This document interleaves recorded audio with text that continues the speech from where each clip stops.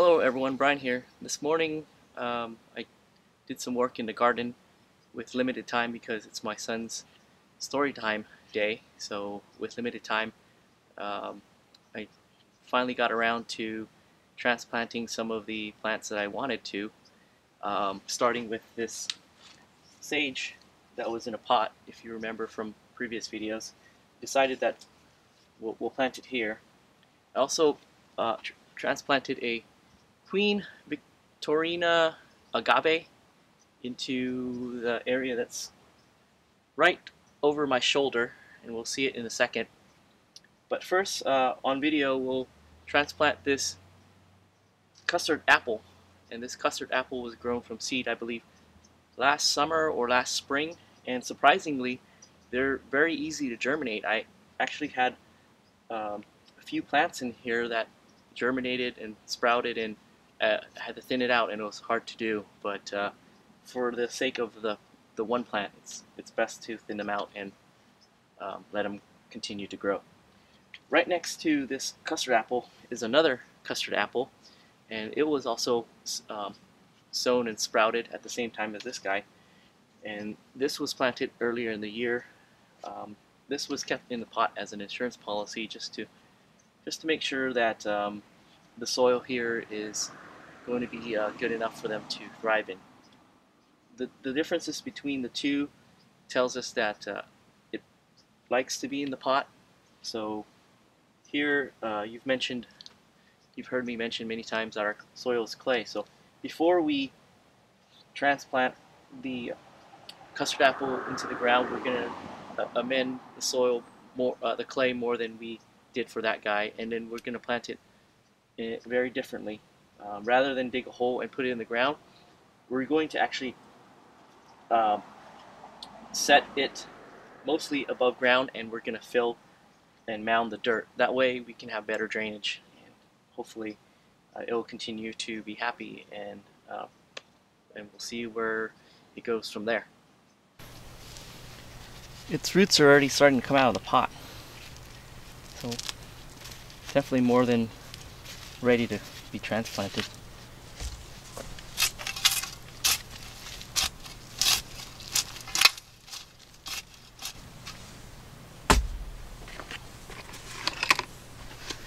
We have here garden soil, and garden soil is mostly forest products. It has wood chips and sawdust in here, so this will help the soil stay nice and loose.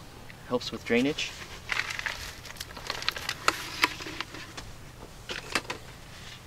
And then also helping with drainage and water retention is peat moss. The other thing about peat moss is it adds acidity to soil. So in our clay here, we need to increase the acidity, especially for tropical plants. They tend to like acidic soil, so mix it in there.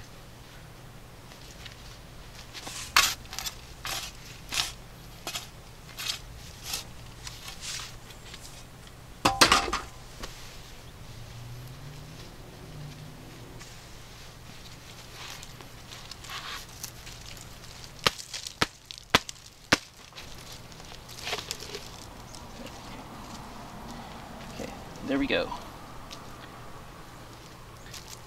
I don't want to disturb its roots too much. I tend to be more careful with tropical trees and other trees by not disturbing the roots too much down here. It looks like it will just be fine as far as not wrapping its roots around itself. And also making sure to plant it in the same direction that it was in all this time. So I hope I remember this correctly.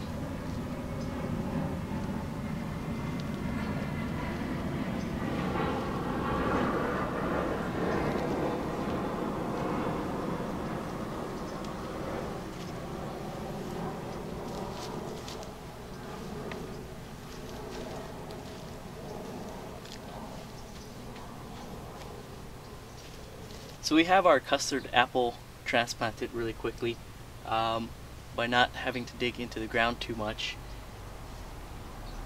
With the the slope here, it's kind of a pretty steep grade. We may have issues where the water will cause erosion, and we're gonna wash away this and expose the roots. So we'll keep an eye on it. If that becomes a problem, then we'll build a retaining retaining system, maybe with wood logs or rocks, or even set bricks on top of here.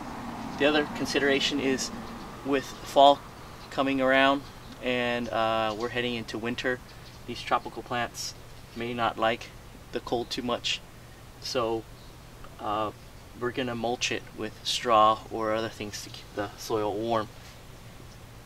It lived through last winter, so I'm pretty optimistic that it will do the same this winter.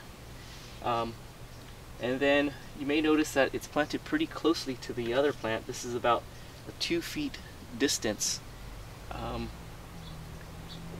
We're just gonna see what happens. The idea maybe is to have 2 plants to increase our chances of pollination. So if these guys continue to grow, I think we'll just, have them kind of merge together as one big plant. So that's the plan and hope, and we'll see how long before we'll get custard apple, if we do get them at all. Just on the other side is a gate, and above the gate on the retaining wall, on the other side is the sidewalk. And here's a wider shot of the backyard. So here I like to grow some of the cactus and other drought tolerant plants, and it also has a safety security feature, and hopefully the barbs will kind of detract people from wanting to enter the backyard, though I don't expect people to do that, but it just makes it feel safer. And also we have a place for our cactus to grow, and I like to grow all sorts of plants, so this is our little cactus area. We transplanted this Queen Victoria agave, and agave is one of the plants that I find really attractive. However, many agave plants get really big. They get like 6 feet wide at least, and just as tall. This agave, however, doesn't get too much bigger than maybe a whiskey barrel, if half a whiskey barrel, if at that. So it's a very photogenic plant, and it is mostly photogenic from top view.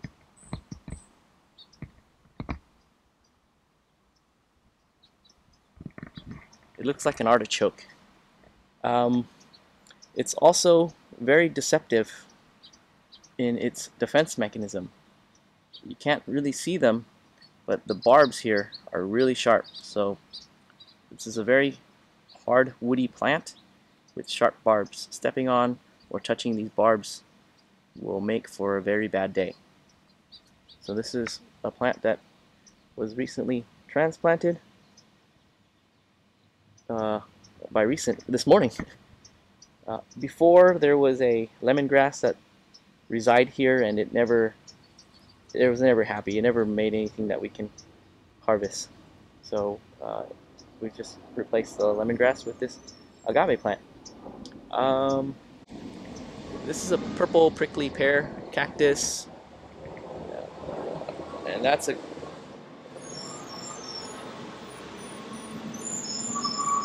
pardon the truck as it goes by. This is a golden barrel cactus, and then we have some once again, I always have trouble pronouncing their names because they go by scientific names. This is one of the Euphorbia plants, and over there is another type of Euphorbia plant, cactus. It's also called a lucky cactus, and when you give them away, it's supposed to bring you luck. And down below is a little cactus. I don't know the name or cultivar of it. Looks like a barrel cactus of some sort. Or actually, it's probably one of those Mammalia cactus family ones. This one is another Euphorbia cactus. Once again, apologies for the mispronunciation. This one is an aloe. It's one of the aloes, and it's in its stress state, so it's hasn't been getting the water that it wants. But when it does get the water it wants, it looks like this. So this one's in a pot. So that's just a quick tour of the desert or drought tolerant or succulent plants that we have here. There's other areas, so they're not as interesting to vegetable gardeners, so we don't make too many videos. Maybe we'll do a separate video one of these days for the plant enthusiasts. Well, that's it for this morning. I gotta take my kid to story time, and with more time tomorrow, we'll do a video on garlic planting. So hopefully we get around to making that video for you. And until the next one, catch you later, and happy gardening.